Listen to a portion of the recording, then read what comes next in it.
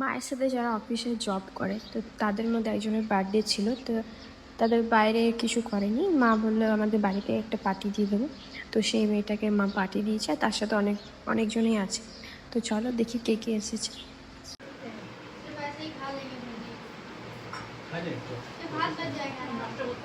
ও এখানে কিন্তু অনেক খাবার দেওয়া হয়ে গেছে, আর এখানে চিকেন আছে, আরও ফ্রাইড রাইস আছে। তো এখন মা পাঁপড় ভেজে নিচ্ছে, এটা লাস্ট মেনু। তো সবাই খেতে বসে গেছে, তো আমি ছোট্ট মতো একটা ক্লিপ নিয়ে নিয়েছি, ওদের সামনে আমার ভিডিও করতে খুবই লজ্জা লাগছে।